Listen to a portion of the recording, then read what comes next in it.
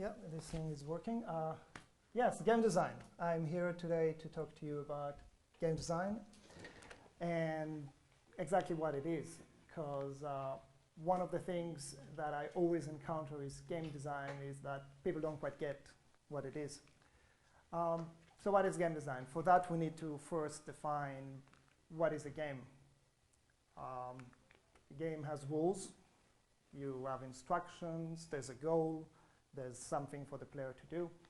And a game should be fun. If you have instructions, if you have a goal, if you have rules and it's not fun, then that's a chore. So what is game design? It's about creating an experience. This is just basically jumping to the conclusion in case some of you would like to leave early. That's what it is. It's creating an experience. So you can take that with you if you leave in 5 minutes. And it's also about asking questions and making decisions. That's basically the really super quick way to describe it. Another way to describe it is that a game designer is somebody who's not talented enough to be a game artist and too stupid to be a game programmer. So they kind of be, no, I'm just kidding. That would be game producers. I'm just kidding. I don't know if there are any game producers here. So yeah, so I'm a game designer. Okay. And a lot of the times, you meet people, they ask you what you do, and I would say, I'm a game designer. And people say, cool, because they play games, their kids play games, they know somebody who plays games. And somebody would say to me, some people will ask me, so what do you do? What is game design? And I explain it. But other people think they understand what game design is, but actually they assume I'm a programmer, or because the word designer is in the title, they think it's something like graphic design or web design. And it even happens with recruiters. I often go to recruiters and I give them my resume and I talk to them and I still get job listings to stuff that are completely inappropriate. Like, web design, and even kitchen design came up very, very often. If you want job security, you should think about becoming a kitchen designer. But let's talk for a second about the kitchen design, because while there is lots of differences between different kind of designers, and I think not a lot of transferable skills and experience, there is also, I said game design is about designing an experience. And in a lot of design or forms of design, you are designing an experience. For example, web design is the experience of using the website as well as what it looks like. When you have a kitchen, obviously it needs to look nice. But at the same time, there's a matter of the practical use of the kitchen. Where is the sink in relation to the dishwasher? Where is the fridge? How you walk around the kitchen, where is the food preparation area. Even if the design is a little flawed and you have little annoyances, because you use the kitchen every day, several times a day, those little annoyances obviously become big annoyances. So you really want to get it right. So quickly just go about the types of games. I don't know how many people here play games. I'm sure quite a lot. I would argue that a lot of you who would go and say, oh, I don't play games, actually do play games. Because now you can play Trivial Pursuit on your phone, and that's a game. You can play Draw Something, where it's about drawing something, literally, and that's a game. For me, Wii Sports, it's not a new game by any means, but for me, that's the game that changed everything for me, because I brought the Wii with me when I visited my parents, and I found myself, me and my father against my mother and my big brother playing Wii tennis. And my mother and my brother were kicking our butts. And I was actually the one messing up, and my father was like, Mickey, you have to try harder. And it was really getting angry. And I thought, awesome, I'm playing video games with my parents. So that kind of changed. Angry Birds, all of you must have heard about it. BioShock Infinite is an example for a popular console game that's a first-person shooter. These games are still being made. Clash of Clans is a game on iOS, a free game that is freemium. You can buy stuff through the game, and the company that makes it are racking up something like $2.4 million a day. So I kind of want to do that too. I don't know, I'll figure it out. Minecraft, another indie success, lots of money. And World of Warcraft is a very well-known, massively multiplayer online game that you can do so many things about it. I stopped playing it when I had my son because it's like a part-time job. It's like really this ridiculously giant game. So there's so many different kind of games. So even if you want just a trivia game or even something on Facebook, it's a game. Yeah. So as I was saying, in terms of game design, it's about asking questions and making decisions. Because a lot of times people will say, oh, I have this great idea for a game. And basically they say it's for the iPhone and you swipe your finger and this thing explodes. But it's like a really, really rough idea. When you have a game, you really need to flesh it out. You really need to be able to play it in your head before you can communicate it to other people. And sometimes you might have a cute idea in your head, and once you think about it more, you realize that maybe it's not very practical. So the questions are, what is the game genre? Is it a shooter? Is it a platform game? Is it a trivia game? Is it a strategy game? You have to figure that out. Which platform is it for? If it's a game for the Xbox, or is it a game for the iPhone, the controls are different. The technical specifications are different. And you might have a game that's multi-format, a game that goes on different kinds of devices, and then you have to decide which one is the main platform, which one is the one you're porting to. It's a whole lot of things you have to sort of think about. What is your budget? A lot of the time, you would have this great idea for a game, and you can sort of like have it in your head. But just like if you're an indie movie maker, you can't make the next 200 million blockbuster sci-fi movie because you don't have the money. So you need to design within the budget. You need to be realistic. It might compromise your design, but that's the way it is. Game modes. How many game modes are in the game? Is there just one thing you can do in the game, or there are secondary modes in which you can do slightly different things to add variety to the game? What's the visual style of the game? That's an artistic decision for the most part, but also it could be a matter of budget. You want to have super realistic Halo 4 type graphics, but you have a budget of $200, so you can't do that. Main gameplay, what is the main thing you do in a game? Some games it's a bit trickier to define, like in Grand Theft Auto, do you shoot people more or do you run over them more? It's kind of, but I guess, yeah, you kill people. That's the main gameplay. In other games, it could be a collection of mini games in which it's lots of different things, but you need to be able to explain to people what's the main gameplay so they know if they want to play it. Because if they don't understand what you do in a game, why would they want to play it? What's your target audience? Is this a game for 3-year-olds? Is it a game for fans of a certain franchise, a comic book, a movie? What's the age group? That's obviously quite important because you want to make sure you're making a game that there are enough people who would want to play it and pay for it. What's the revenue model? That's a new problem that developers have to deal with because things changed a lot recently. It used to be that you would make a game, you would send it to the publisher will print a physical copy of the game. The games will go into trucks, the trucks will drive all the way to the stores, and the stores will put the games on the shelves, and people will buy the game for a set amount of money. But now with digital distribution, you can cut the middleman, you can sell stuff through things like Steam or Xbox Live, you can sell it directly from your website. And then there's another problem. Are you selling the game or are you giving it for free and trying to make money from in-app purchases? So you have to figure it out. It has an effect on the design, and I will get to that later. What's the unique selling point?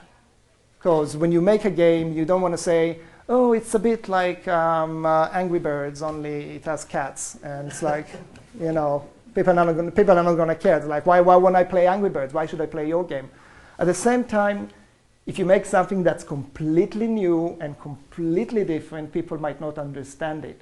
So ideally, you want to make something that's an existing successful formula, but you're adding something to it. You're making it better. And who's making it? Because are you making the game for yourself? Are you working for a client? Are you working with a publisher?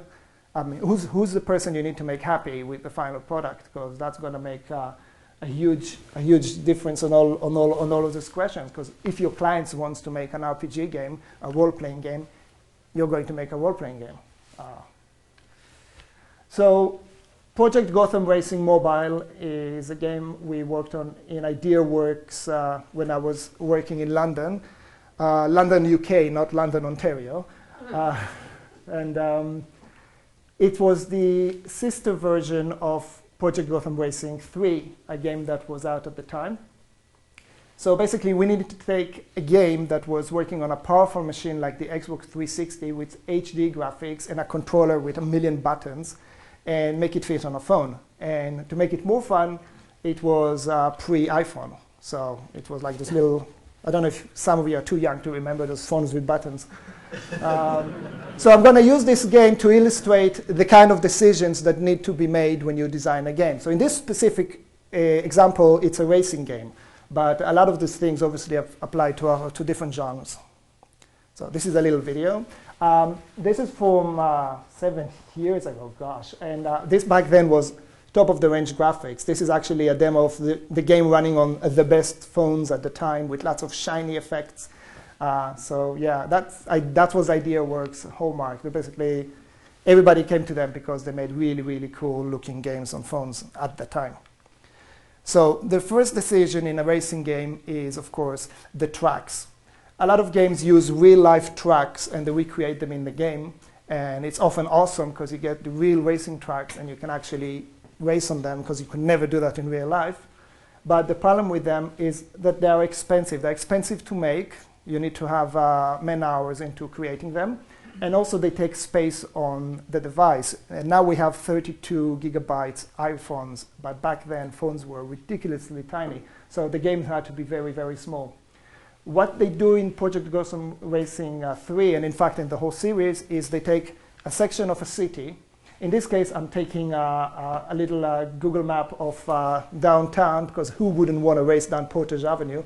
And basically, in the PGR games, they would take a section of a real city.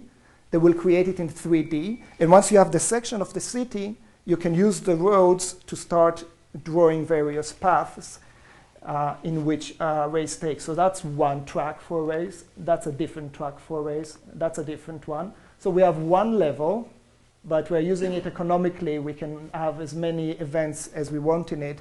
And there's gameplay variety. You're not going through the same track again and again and again and again. So we solve the problems of variety and keeping the game smaller. Other decisions we have to make is how many cities, how many events, how many event types. Event types are basically regular race, timed lap, speed camera in which you have to cross the finish line as fast as you can, drifting in which you need to do various stunts to get points. And here we have to think about a good value for money. And I think the games went for something like $2. So you don't have the same expectations of people who spend $60 on a game and want to get about 10 to 20, 60 hours out of it. So this is the kind of thing that probably you can kill 3 hours on. And we also, of course, had to keep it down in terms of the size of the game file. And so now we get into the cars. In other games, that might be the character you control. It could be a person. It could be a tank. Here it's a car. So we have to think about stuff like the acceleration, top speed, drifting, grip. And those are basically just number crunching, how the cars perform. And we obviously get a few cars that are not very good, and then you gradually get money, and you can buy better cars. There's a sense of empowerment. There's a sense of progression. And I don't remember how many cars we had, but it was a decent number. And then there is the medal system. That's something that's common in lots of games, and it has two main purposes. The first purpose is to make the game as accessible to as many people as possible. Especially on a mobile phone device, a lot of people are not gamers. So if you're really, really bad, you can play on novice. You still get to win races, get the satisfaction. And of course, if you're really, really good at the games, you can jump straight to hard or hardcore. At the same time, if you finish the game on medium, you think, maybe I can try it now on hard because I obviously can do medium. So you have a sense of encouragement for replayability. So that's, again, that's value for money. You get people to invest more time in the game. And this is what I'm talking about pre-iPhone. Back then, phones couldn't care less about games. Now, I mean, it sounds ridiculous when you think about it, but they really, really couldn't care less about games. And phones were not designed with games in mind, and they were very unpleasant to play games with. These are not buttons meant for gameplay. So you had to keep the game as simple as possible. So because it's a racing game, it's fairly obvious that you want to go fast. So we just made the game where you auto-accelerate all the time. So if you want to slow down, you can have a button for braking, right and left. We have 3-button control system. Excellent. That's immensely accessible, very intuitive, takes you 2 seconds to learn, as opposed to an Xbox controller, which is sort of like trying to sort of like figure out what's going on. So that's something we had to figure out. Virtual economy. A lot of games let you get some money, virtual money, when you're completing various tasks, and then you can use that money to buy new items, new characters, upgrades. That's something that needs to be balanced very carefully, because if you get it wrong, it could either be very slow, you don't earn enough money, and then you have to grind, and you have to play the same race again and again, and you just say, oh, I need more money for this car, and it just takes forever. You frustrate the player, you piss off the player. That's not good. If you are too generous and the player makes too much money too quickly, they can get the best car in 20 minutes, and what are they working for? You sort of want to make them work for it a little. So it's a balancing act. It's not an exact science. There's no right or wrong answer. And actually, we had quite a few disagreements in it. But yeah, you want to get it as right as you can. Another thing is AI. When you're dealing with a game, there are usually things controlled by the computer. It could be enemies. It could be cars. It could be like people with guns, or it could be cars. In a racing game, just like in real life, there is the perfect racing line. It's where the car needs to be on the track at every second, and when to brake, when to accelerate. And when you give that to the AI, how well they follow this line, how likely they are to make mistake, it depends on the difficulty you're playing with. So that's something that obviously needs to be sorted out. It actually has to be drawn physically. The perfect racing line has to be drawn perfectly on the racetrack for the vehicles to follow. And there's rubber band. Rubber band is a concept specifically for racing games, because you want to create the illusion that there's a very tight neck-to-neck race. And very often in lots of games, you're either really good and you leave all the cars behind, or you're not very good and they leave you behind. So rubber banding tries to sort of like gives whoever is behind a little push, or sort of hold back whoever is in front. And that's something that I'm not a huge fan of when it's not done well. I mean, at some point in this game, if you stopped your car, the car in front of you would come to a complete stop, which I thought was really polite. But eventually, I think we got it right eventually. So it was yeah, it's something that requires, again, balancing. So that's with Project Gotham Racing. So the responsibilities of a game designer. Game development is a team thing. There's lots of different people. There are programmers, there are artists, sound people, QA, producers. And in lots of small projects, especially in the indie community, one person could do more than one thing. There could be a programmer who's a designer who's an artist who's a programmer. There's some people who do everything, and I hate them because I wish I could. But no, I don't hate them. They're actually some really lovely people.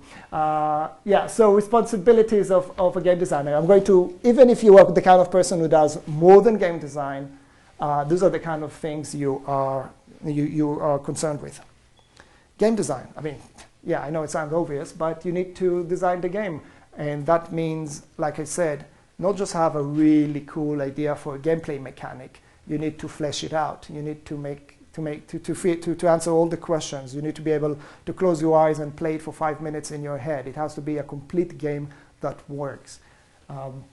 Documentation, that's a natural follow-up for game design. When you document a game, there are two types of documents, two main types. There is the pitch document, in which you are trying to convince somebody to make your game. You can be pitching it internally to your boss in your own company. It could be an external pitch to a publisher. And it has to be very short. People have very short attention span. Whenever you pitch anything, you want to get right to the point, because you don't want people to get bored. And also, if you can't communicate your idea very quickly, it's probably too complicated anyway. So that's the pitch document. The other one is the game design document. And the game design document is basically the entire game, every single thing about the game written down, every single aspect of it, the art, assets, the levels, the sound, everything in the game is in the game design document. And that's the part where you actually have to realize if your game is actually working or not working when you start fleshing it out. Level design, that's a very specific skill, especially in bigger game companies. You can have dedicated level designers who will do nothing else other than design levels. It could be 2D levels, they could be 3D levels. Scripting.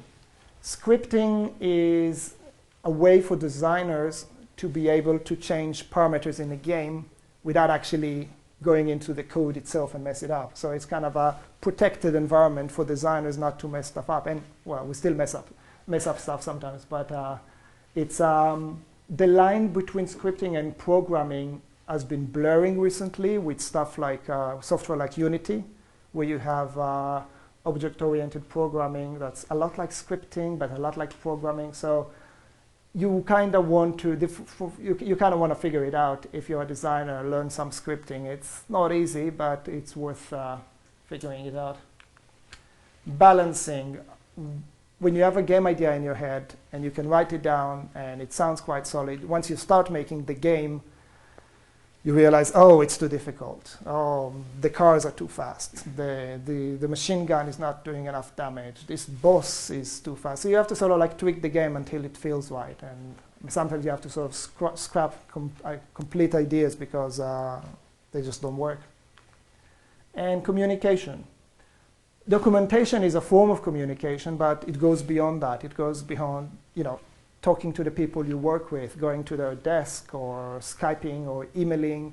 It's about, having regular team meetings in which you raise issues and talk about it. As a designer, a lot of the time, you think, oh, this would really be nice if we can do that. Like on Project Gotham Racing, it was my idea to do the little city section just like in the Xbox, like having chunks of city, but I had to ask the programmers, can we do that? Is it actually something we can do? And they said yes. So I said, awesome. So you need to communicate with other people because there's lots of designers who overpromise and then realize that you can't do that. So designer types. There's the do-it-all, as I said, the kind of, in small teams, a lot of the times you'll have the designer who does everything I just mentioned. That person can also wear another hat and also be a programmer. It could be an indie game developer who makes their entire game from scratch, including music. So that's for like super small teams or independents. Then you have the small design team, which is something I'm familiar with working at IdeaWorks. This is the kind of environment I used to work with. We usually were about 3 designers in a team. There is the lead designer who's in a fairly managerial role. Is making sure the other designers know what they're doing and reporting to the producer. And usually the 2 designers will be splitting responsibilities between them. So the level designer is just doing the levels and making sure they're super awesome, and the other person might be doing scripting and enemy placement and all of that stuff. And then you get the mega teams. I have not worked in one of those companies, but those are the kind of companies that make games like Halo and BioShock and all of these massive, massive companies.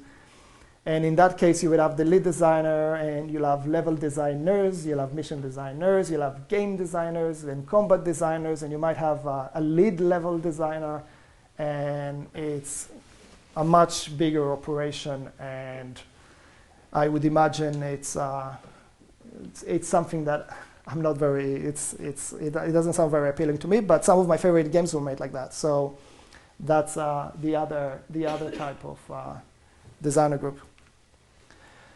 And so just like I said, there are different types of designers. There's also different approaches to design, and they depend on, is it an indie game? Are you making your own little a gem, something you're really passionate about? Or are you working for a publisher or a client? But really a big difference. If it's an indie, there's more artistic integrity to it. It's more of your little work of art, while when you work for a publisher, it's more like a job. What is the scope of the game?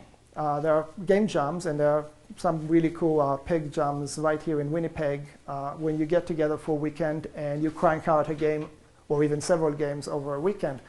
And when you work like that, it's really awesome. You just boot up whatever tool you're using, and you slap a game together. And some of the games created in game jams are awesome. So it's completely legitimate. But on the other hand, you might come up with a really cool game idea that when you sit down and you think about what needs to be done, you realize it's something that's going to take you 2 years. So there's lots of pre-planning to make sure you are getting into that with the right attitude. The purpose of the game. A lot of people actually make games literally just for fun.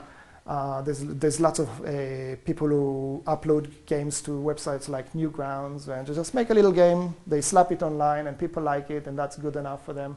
So I forgot the name of the game, but there was a father who took his little girl's little drawings and made a little game out of it. And it's like a little adventure game with her little drawings. But usually the purpose of the game is to make money. So that's another consideration, because you do want your game to make money, even if it's an indie game. It's not greed. You need food on the table. So what is the purpose of the game? And of course, the designers. You can have 2 indie designers with completely different attitude, completely different view of how games should be made. You can have 2 publishers with completely different views on how to do stuff. So that's also a big factor. It's obviously who is the designer.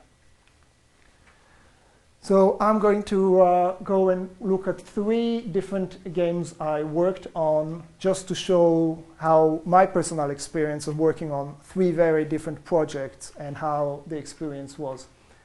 So the first one is Neverwinter Nights.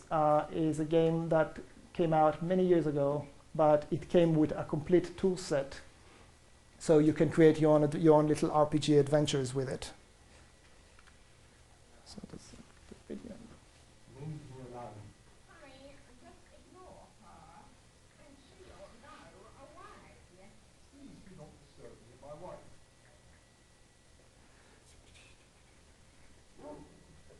Hi, madam. My name is Mookie.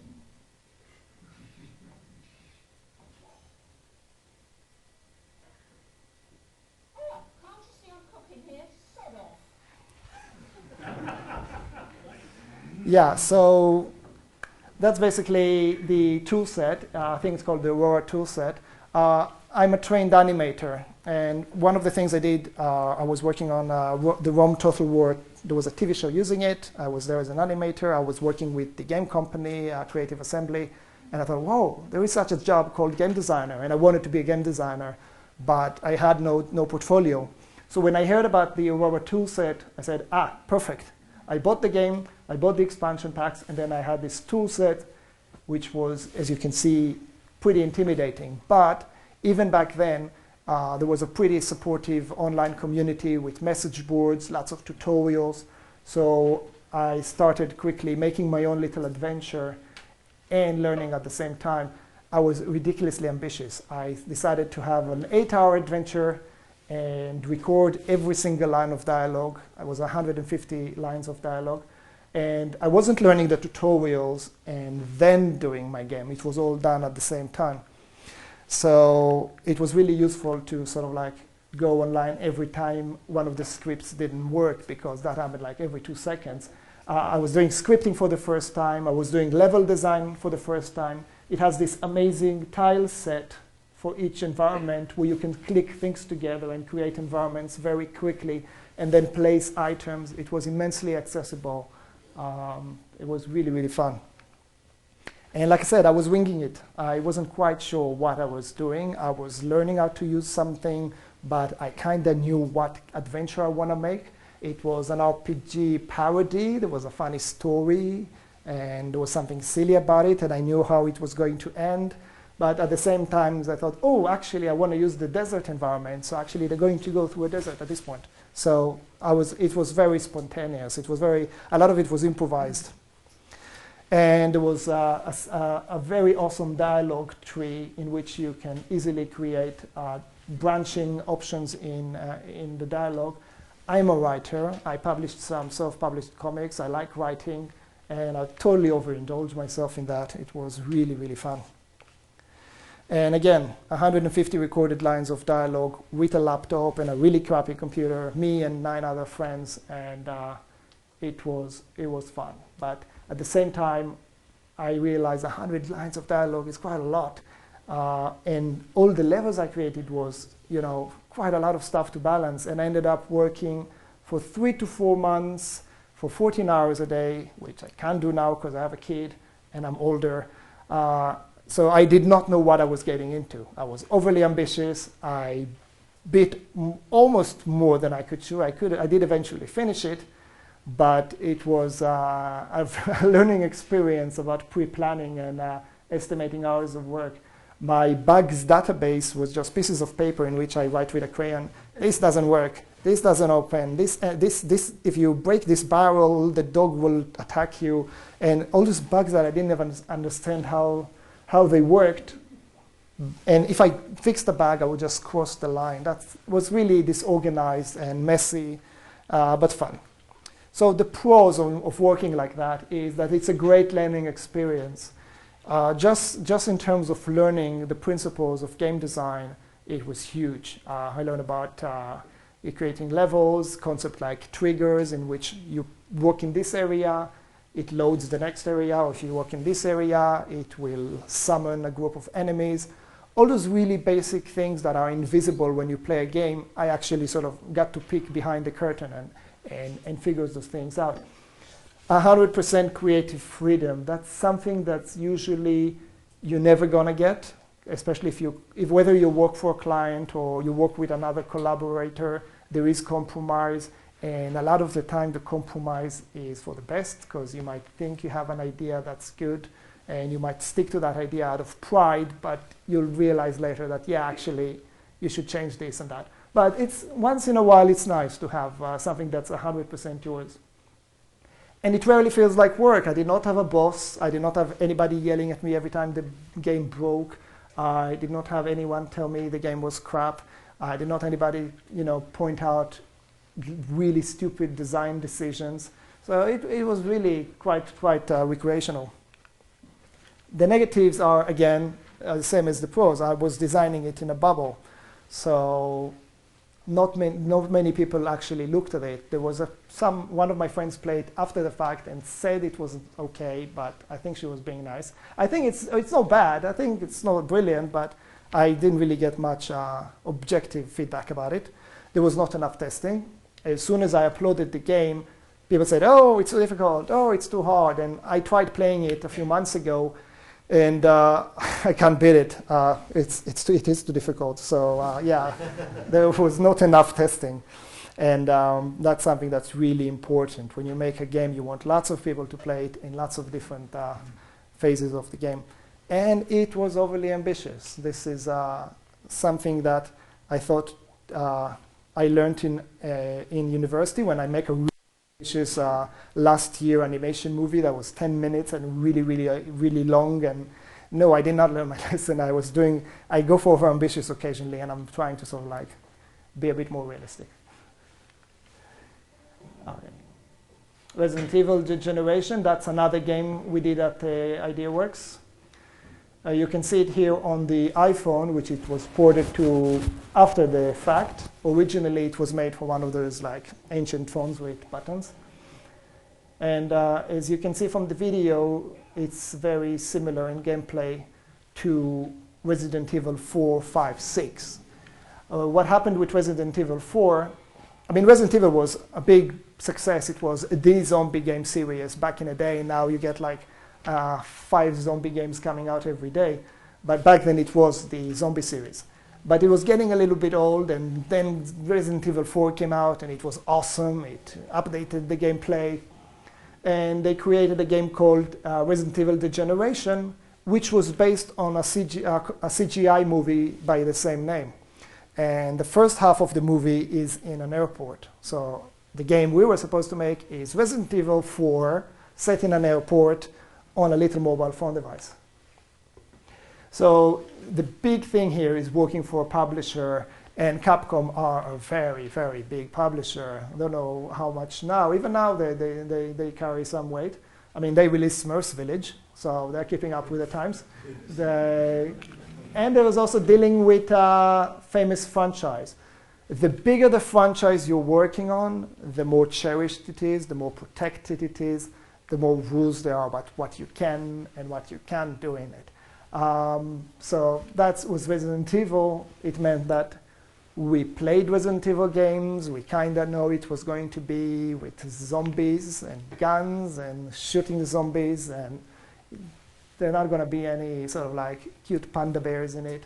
If there were panda bears, there'll be zombie panda bears. So that was that's the whole point of working with something that's really recognized. So when you work with a publisher and you want to, there is competition. There are other developers. You want to say to them, we're the guys to make the best Resident Evil game. Even if they show interest in you first, you still need to have a pitch document to show them that you get the game. You need to have a game concept. Again, it's Resident Evil 4, so you know it's going to be. I don't know how many of you played that game, but you walk around, you stop, then you have to take your gun out. You can't move. You need to aim around and shoot zombies, and you have very little ammunition.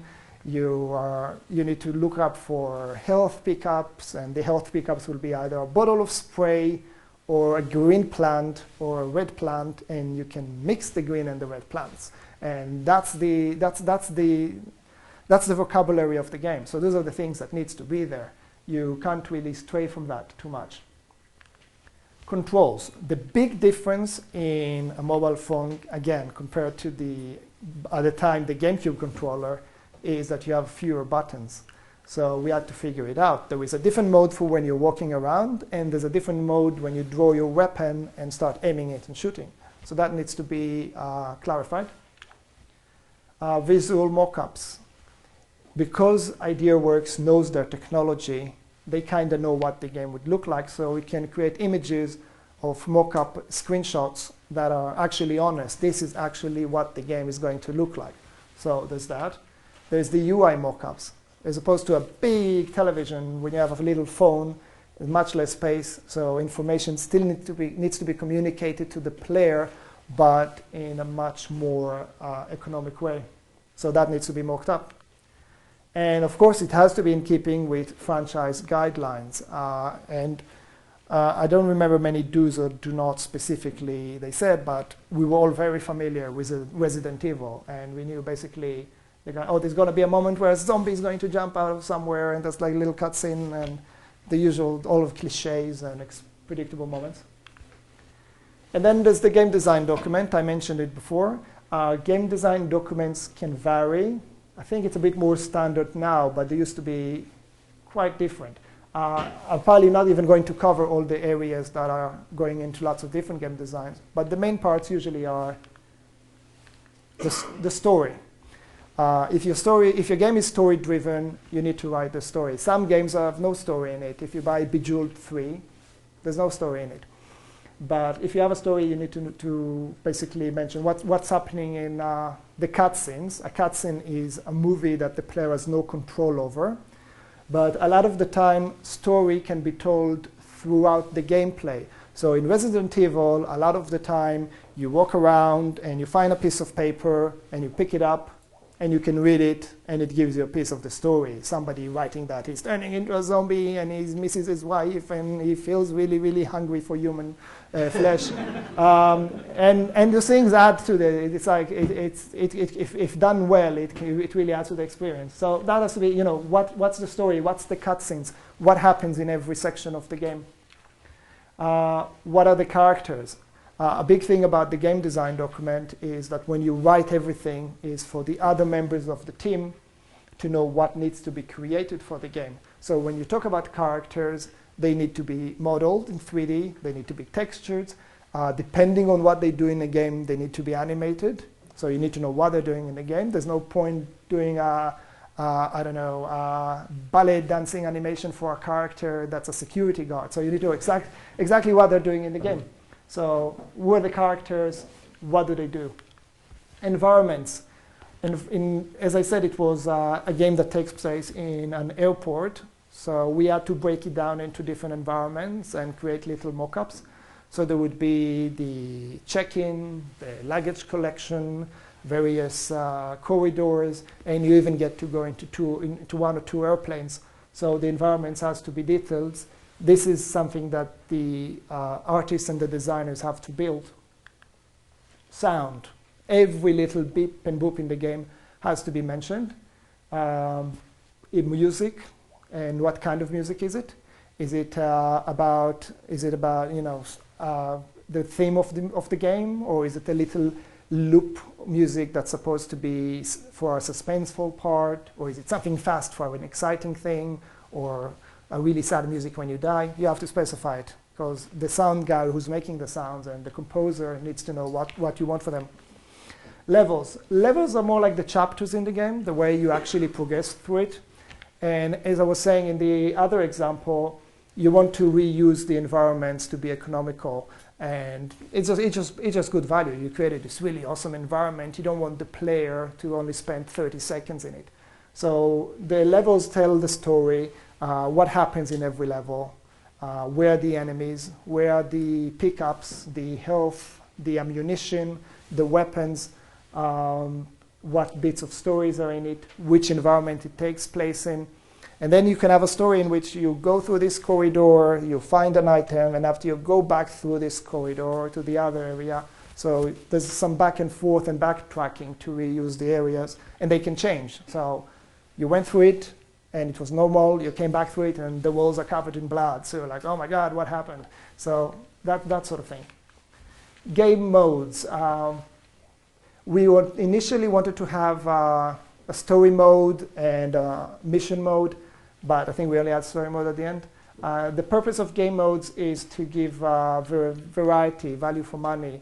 And Resident Evil are a good example for it, because most of them have a mercenary mode.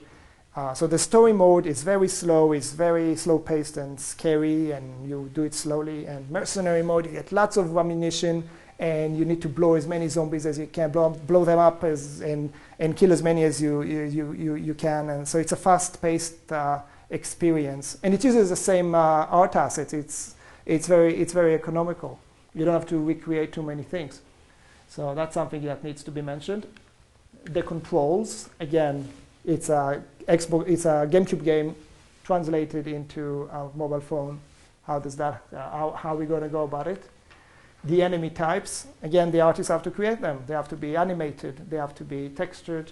So what do they do? How much health they have? How much damage they inflict on the player? What kind of attacks do they have? There is the kind of zombie that will bite you, and another zombie that will spit acid on you. So you have to specify it. Art assets. Is there a little plant in the lobby? Little tables, chairs? Every single thing has to be created by the artist, so it needs to be a complete list. Weapons, obviously, it's a game in which you're supposed to kill zombies, so you'd usually have a regular gun, a magnum, a shotgun, another type of shotgun, a rocket launcher, the usual cliche weapons, and then you need to specify how much damage they do, how fast they shoot, all this number crunching, exactly like I was talking about the cars. There's a lot of numbers behind every single thing. And the user interface, how do they navigate the menus, how do they start a game, how do they pause the game, all those things have to be explained, mocked up, yeah. So the thing is, there was communication on almost a daily basis. They kept getting versions. You kept reporting to the producer internally in the company. You didn't just sit at home, work on your part of the game for a week, and then came for a meeting to talk to everybody and see how it's going on. It was a very, very close experience. The design team was sitting right next to each other and talking all the time, turning to each other, and getting emails from Capcom and emails from the producer, and lots of requests for changes because they want you to make the game they want. So you get a lot of feedback, which is good.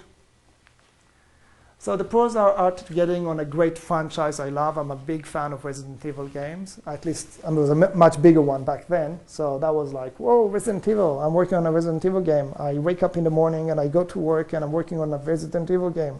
That was pretty cool. And it was a very clear and organized structure.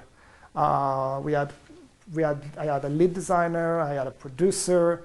So I came every day to work knowing exactly what I need to do. I had a very specific list of tasks to do. So it was actually quite relaxed and organized. I know that with lots of other mainstream games, it could be a mess, but this experience was actually quite pleasant. The cons are the little to no creative freedom. I would love to take a Resident Evil game and do with it whatever I want. That would be kind of fun, but nobody will let me at this point. So yeah, no creative freedom. You sort of like, it's almost like coloring by the numbers. And the workflow was very predictable.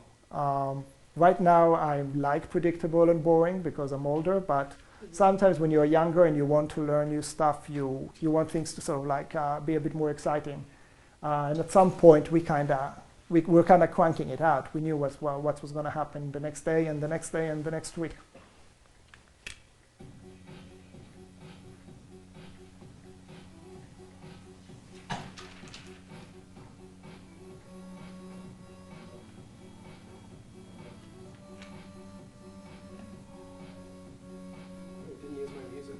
No, I don't know.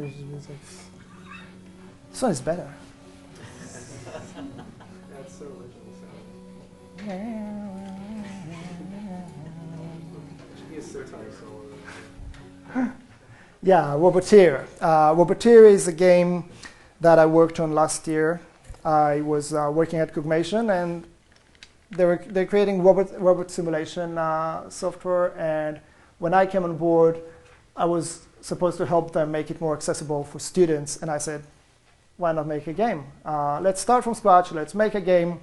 We'll still have all the robot building stuff, but since it's starting out as a game, because the main software they had was very, very, very complicated with a huge learning curve. I've never figured it out. So I thought, let's do a game. And then I was buddies with Alec Holoka, who was here with us today. Yay! Alec, I don't know if you don't all know him, he's Winnipeg's, I guess, #1 indie developer. He created awesome games like Aquaria in 2007, and most recently Planet Punch, which you can play online for free. And I sort of like said to him, kind of like, hey, I'm making this game for Cogmation. You kind of want to do it like a robot building game? And I was like so surprised when he said yes. I mean, I wasn't surprised. I was like pleased. I was like, wow, I'm going to work with Alec Holoka. And we started making this game. And the thing is, we were working with Cogmation, but we were both looked at as the game designers. There were no other game designers in the company, so we were giving pretty much lots of creative freedom for the game part. It was supposed to be something that was both a game, but also an educational version of the game. So there are basically two different products that are based on each other. So for all intents and purposes, this was an indie game because just the two of us coming up with a really cool game concept together. So there's a team of two. Again, when you have a team of two, you already start compromising because you don't really get to make all the decisions. You have to run it past the other guy. And a lot of the times I'll say to Alec, oh my God, I have this really good idea. And I will be like, no, yeah. Yeah. Yeah, it's not very gentle. It could be quite mean and to the point.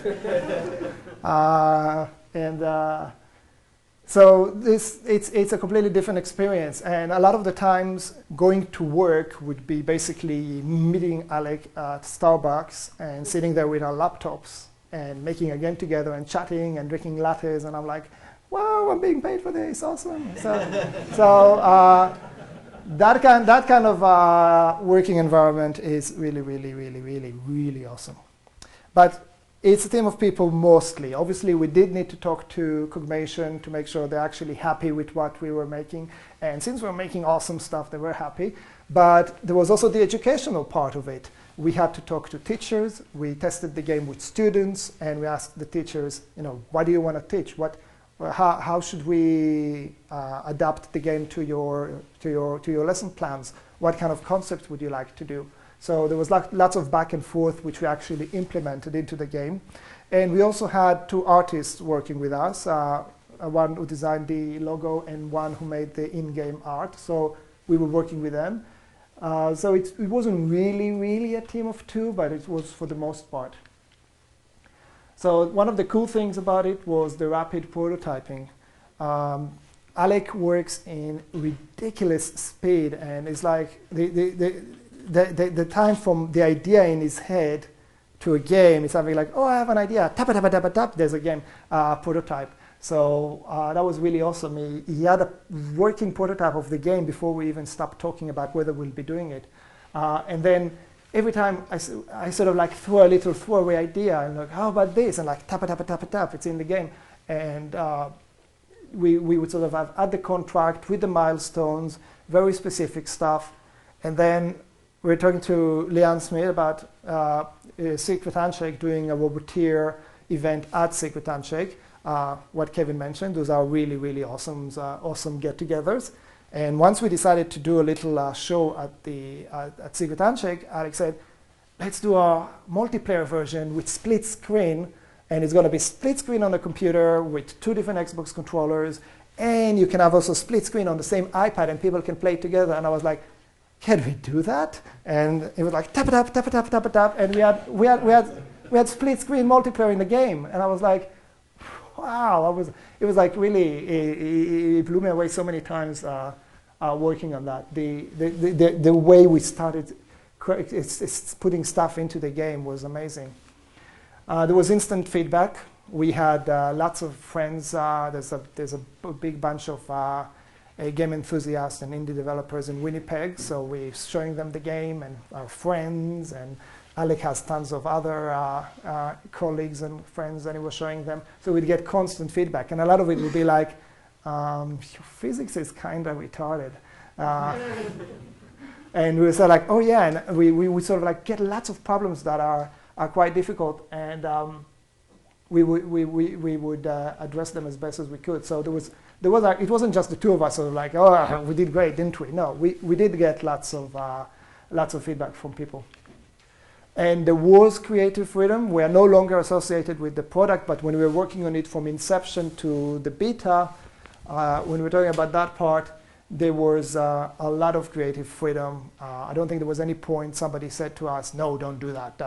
No, forget it. No, we wanted, if the two of us agreed about something and wanted to do it, we gave it a good go. On the downside, it was uncharted water. The reason I was really passionate about Roboteer is that there was no game like it. There were some games that were similar to it in a way that you make a game, that you can build a robot and you can test it and try to do stuff with it, but nothing like that on iOS for sure.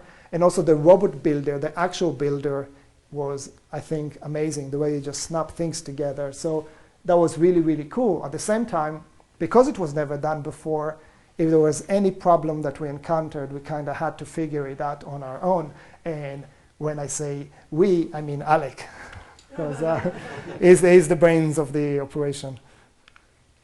So I say, yeah, unique problems, especially before we went to PAX, it's a game show in Seattle. we were like had a week for packs, and I said, oh, I talked to this guy and I know how to make the physics much more realistic, and he pushed that change into the game, and it broke a lot of things, because every time you change something in a game you need to be very careful, because it's going to change things. All the levels had to be rebalanced, some new bugs were introduced, but it was totally worth it because the new engine was really, really good. But we had to sort of like work really hard, and it was lots of stressful moments. I don't know if any of you, well, I'm sure a lot of you watched Indie Game the movie, and I think if you haven't, you should. So there was some bits of stress, you know, lying in my underwear in the bathtub, eating ice cream and crying, all of that stuff. Is there footage of that? That's for the limited edition of this presentation. Yeah, so there was lots of unique stress when I would sort of think like, oh my God, what did I get myself into? It's you know, like I watched Indie Game the movie, and it was like, oh my God, it's so true. It's exactly like that. But the thing is, there was also the moving goalposts. Every time we added something, it made more testing were required, more bug fixing was required, and we also wanted to create a game, and that means doing all the things I was mentioning in the game design document, and the decisions that you need to make. And we got really, really ambitious because we were both very passionate about the game, and then we realized that the little cute idea we had and planned to do in 3 months is going to take a year. So it was quite stressful to figure those things out. But at the same time, I think that this is my favorite way of working, because I think that that's how magic is made. When you sort of like you just throw caution away, and you sort of like come up with this idea you're really passionate about, and you really, really, really want to try to make it happen. You might fall on your face, but if you succeed, that's really magic at work. I had so much fun working on that project, and I hope I'll get to do something like that again. So those are 3 very, very different different experiences I had working on games, and we'll continue after the break.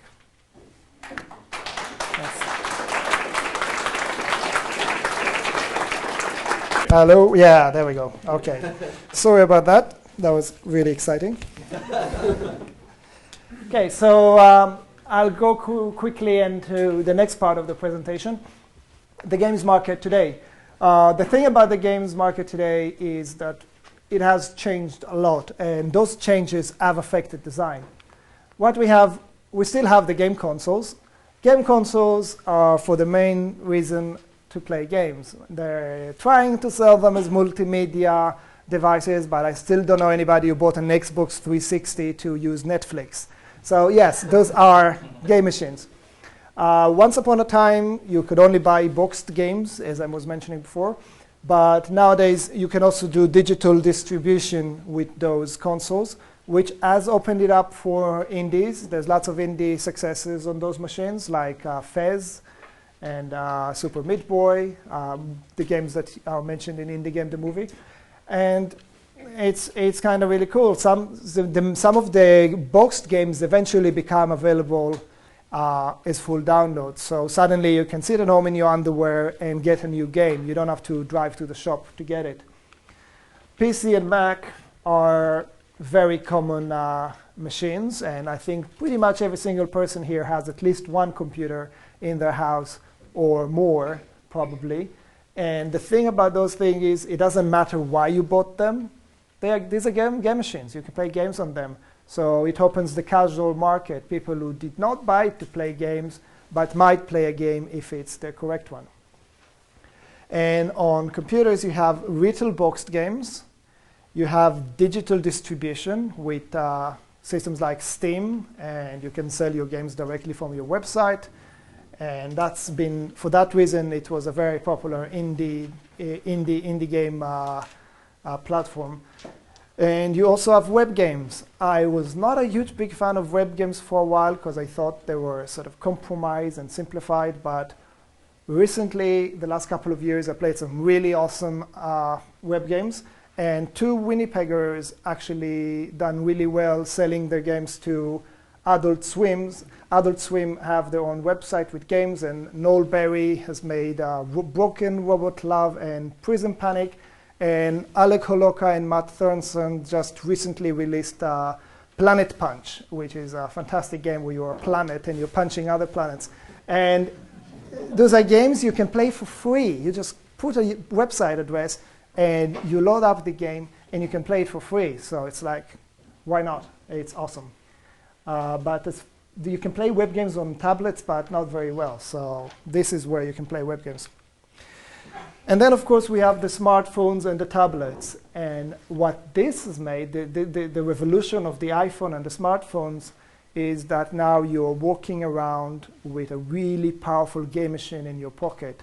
It doesn't matter why you bought it, but that's the fact. You have a game machine in your pocket. So again, it opens new target audiences. People who never played games before are suddenly finding the temptation to check out games and play them. So there's that. Oh, sorry, and it's entirely digital distribution. You can't buy a boxed game for your iPhone. So the times have changed. A lot of things has changed, and since the industry started, it has been changing ever since. I mean, we started with little games of Pong, and it kept changing with every generation, and I don't think it's going to change anytime soon. So in recent years, for my experience as a designer, the biggest changes we had were digital distribution, the fact that you can actually buy games online, pay with a credit card, and download games fairly quickly thanks to fast internet connections. There is the smartphone revolution, where we have people carrying around game machines in their pockets. And we have the freemium free-to-play model, which is becoming very popular now.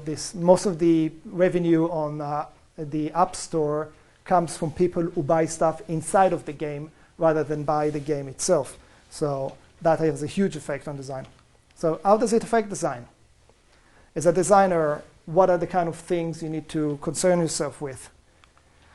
New control schemes. That's what we use to play Pong. Now we have every generation something else. And in many cases, people try to make old game concepts work with the new control schemes, and very often it's disastrous. What you want to do is to take the new controls and make them work with a new game. So if you have an iPad, you don't want to create an Xbox controller on it. It's going to be clumsy. You want to take a game, you want to make a game that will take advantage of the touch screen, the multi-touch, the accelerometer. And you have new target audiences. People with iPhones. You can have a 60-year-old, and you can have a 20-year-old, and people who never played games. And the thing is, you can have a trivia game, or you can say, oh, you like this, you can have that. You sort of try to sort of think which of the people who are now having iPhone are not catered to. If I hit that sweet spot, they'll buy my game. So you have to think about new people who were never someone you would consider before. And there's new monetization structure. Because some people buy stuff inside of your game, you might create a free-to-play game, but you want it to make money. So you need to encourage the player to want to buy stuff. And I have a bit of a problem with that model in terms of artistic integrity, because to encourage the player to buy stuff inside of the game, you often need to manipulate the player. You need to create an experience that's deliberately slow, deliberately unbalanced, and players need to pay money to fix that. So they pay money and they get things faster. They pay money and they finish the levels faster. And it's something that rather than creating a design experience that's supposed to be fun and balanced, you're sort of thinking, how am I going to make the player pay money? At the same time, it's not going away. This is a new reality. So I think it's actually a fun challenge trying to make a free-to-play game that's actually fun and doesn't exploit the player. So that's something you need. If you go for that, you need to think about it. At the same time, you still get regular games like BioShock Infinite. It's a $60 game coming out on the Xbox. There's Ridiculous Fishing on iOS, which is a game that goes for $3 and doesn't do any in-app purchases. So you don't have to use it, but it's something to think about. And new types of games, because all of the above means that new types of games are going to be created. And for me, that's the best part, trying to sort of like think. You always think all the game genres have been done, everything has been done before, and then somebody releases a game like Hundreds on iOS, and you think like, oh, wow, that's different. So that's the sort of like dream for every designer, coming up with the next big thing that didn't exist before. So, should you make games? Well, yeah, I think so. If you're asking yourself, should you make games, you probably kind of want to make games, because you wouldn't be asking yourself that. I don't sort of ask myself, do I want to pick up knitting, because I'm not interested in knitting. So if you ask yourself if you want to make games, the answer is yes. You can do it for fun, but not only, because games could be done for a lot of other purposes.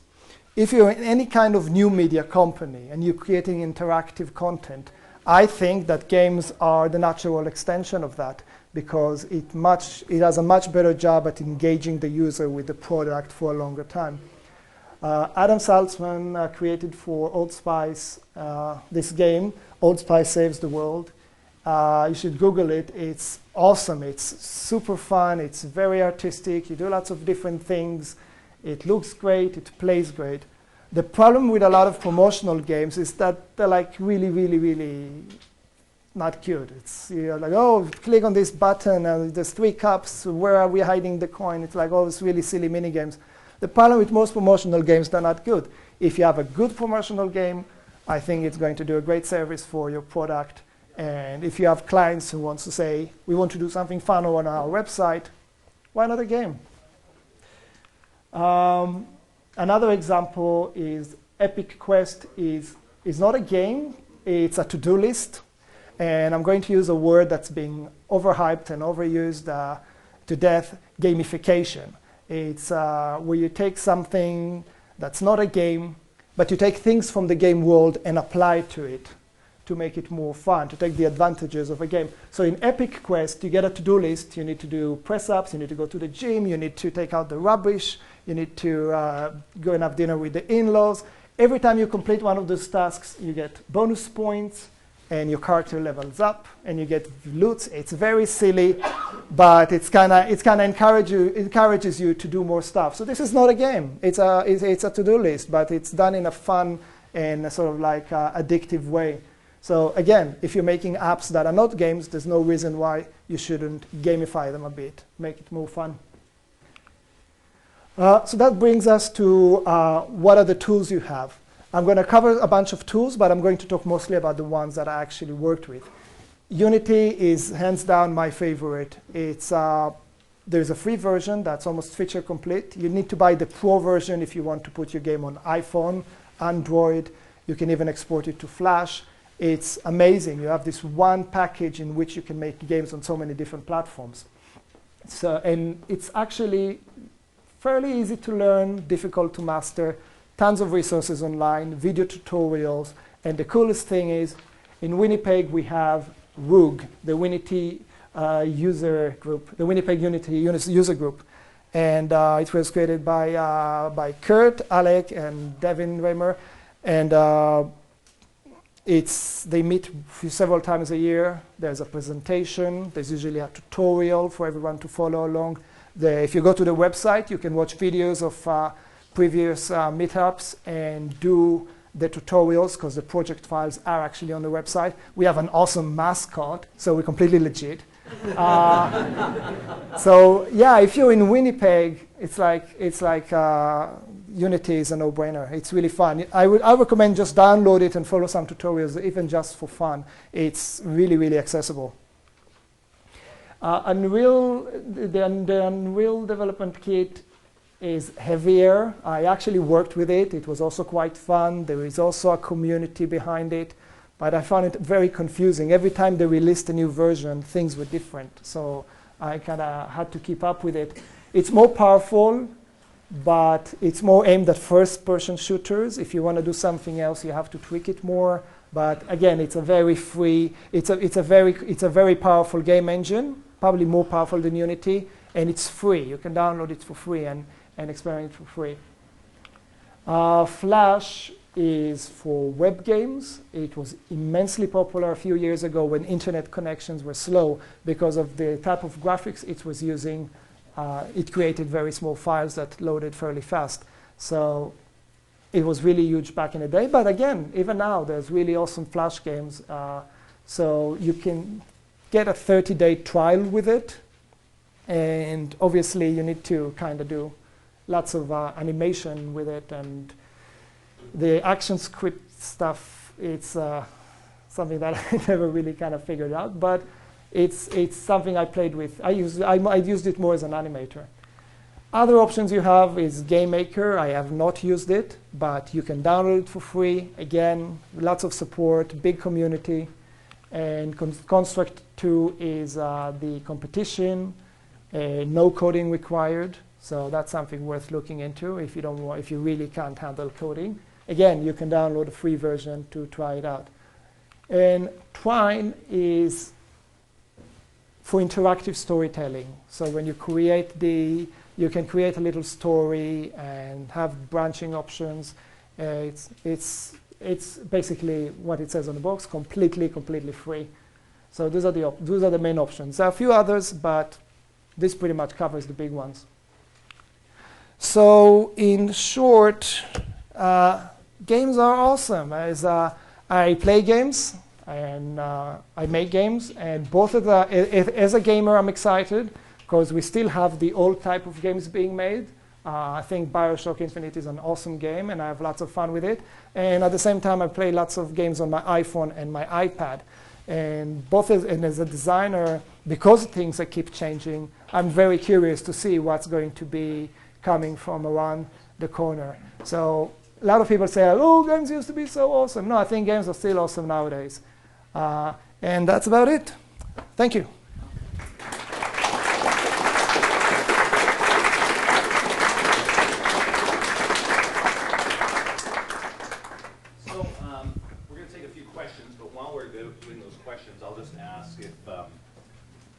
You do want to take that opportunity to fill out your evaluation form. That'll get you into one of the draws that we're doing tonight.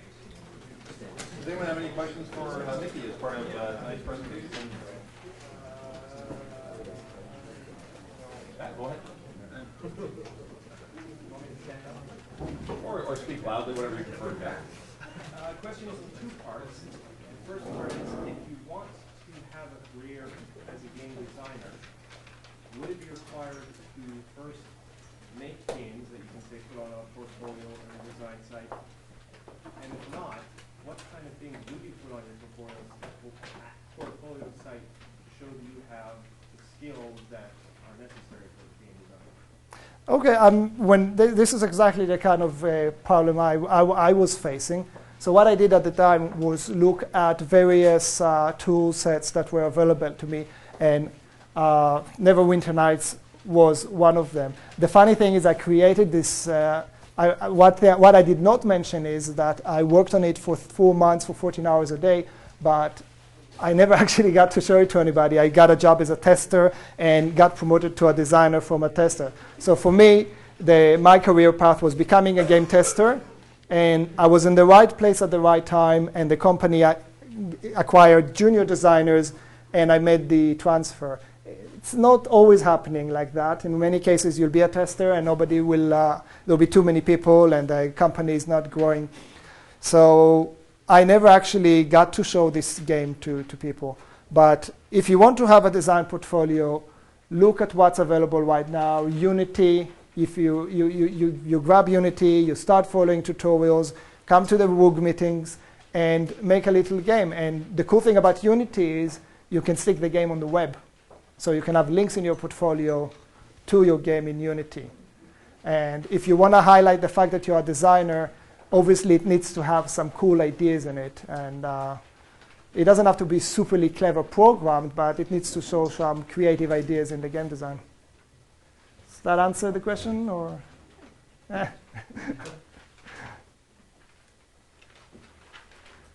Any other questions we have for, yeah, go ahead.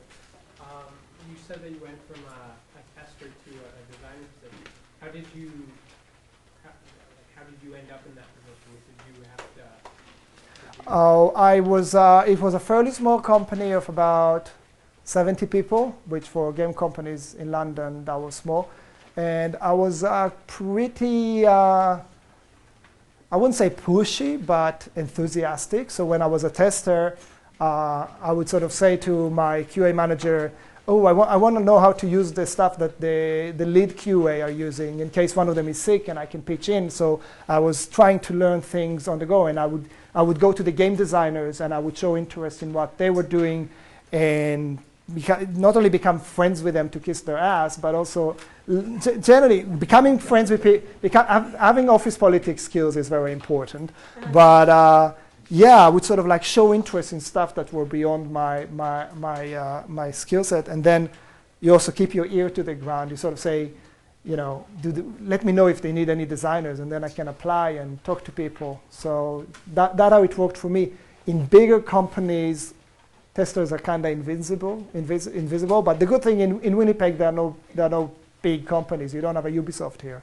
So that might work out here. Yeah. Internship, absolutely. Complex Games, one of the largest game development studios here in the city. I think they're almost up to 35, 40 people now. Might be a good place to check and see if we can do a little complimentary work. Yeah, I think they just Internship. look like a bunch of interns. Yeah, that's right. Any other questions we have for Nikki? No? Sadly, Jets lost this evening just by a slip. It was 4-3, and then Washington scored on the empty net, making it 5-3, but it was a very solid game, apparently.